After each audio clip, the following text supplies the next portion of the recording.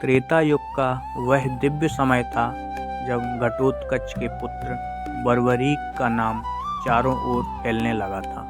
उसके जन्म के बाद जैसे पूरे ग्राम का वातावरण ही बदल गया था।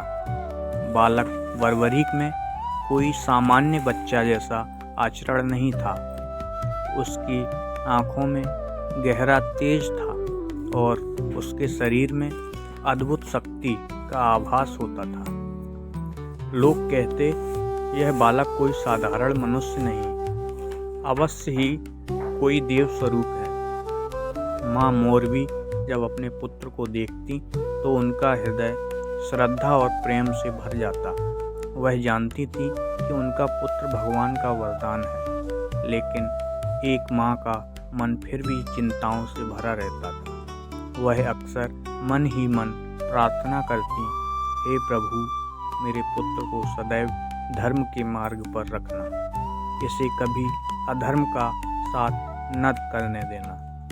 एक दिन मोरवी देवी बालक बर्बरीक को लेकर जंगल की ओर गईं। वहाँ एक प्राचीन पीपल के वृक्ष के नीचे बैठकर उन्होंने ध्यान लगाया। उन्होंने अपने पुत्र के मस्तक पर हाथ रखकर आंखें बंद की और भाव विभोर होकर प्रार्थना करने लगे, हे देवाधिदेव, मेरे पुत्र को संसार की रक्षा के लिए चुना गया है।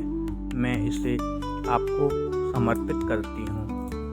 इसे इतनी शक्ति देना कि यह हमेशा सत्य और धर्म के साथ खड़ा रहे। जैसे ही उन्होंने यह प्रार्थना करी, आसमान में हलचल होने लगी, हवाएं तेज चलने लगीं, वृक्षों की पत्तियां झूम उठीं और उस स्थान पर एक दिव्य प्रकाश फैल गया। बर्बरीक ने उस प्रकाश की ओर देखा और मुस्कुरा उठा। उसकी आंखों से अजीब सी चमक निकल रही थी, जो मानो भविष्य के एक महान योद्धा की पहचान करवा रही थी।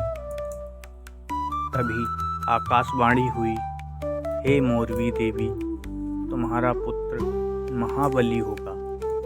यह धर्म का रक्षक बनेगा और समय आने पर सबसे बड़ा त्याग करेगा। तुम्हारी ममता और भक्ति से प्रसन्न होकर हम इसे दिव्य आशीर्वाद देते हैं। मोरवी देवी की आंखों से अश्रुओं की धारा बहने लगी, लेकिन यह आंसू दुख के नहीं थे, बल्कि गर्व और भक्ति के थे। उन्होंने बालक को सीने से लगा लिया और कहा, मेरे लाल, तू सदैव धर्म के मार्ग पर चलना, चाहे कुछ भी हो जाए। सच्चाई का हाथ कभी मत छोड़ना। उस दिन के बाद बर्बरीक में अद्भुत परिवर्तन आ गया। वह सामान्य बालक नहीं रहा, वह अब ध्यान में बैठने लगा। उसके भीतर साधु जैसा संयम आ गया था। वह अक्सर पीपल के वृक्ष के नीचे जाकर ध्यान करता और भगवान शिव का नाम जपता।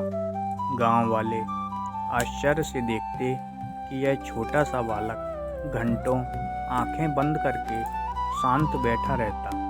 कोई उसे हिलाता भी नहीं, कोई आवाज़ देता भी नहीं, लेकिन उसका ध्यान कभी नहीं टूटता था। माँ मोरवी दूर से उसे देखती और मन ही मन कहती, ये वही पुत्र है जिसे संसार याद रखेगा।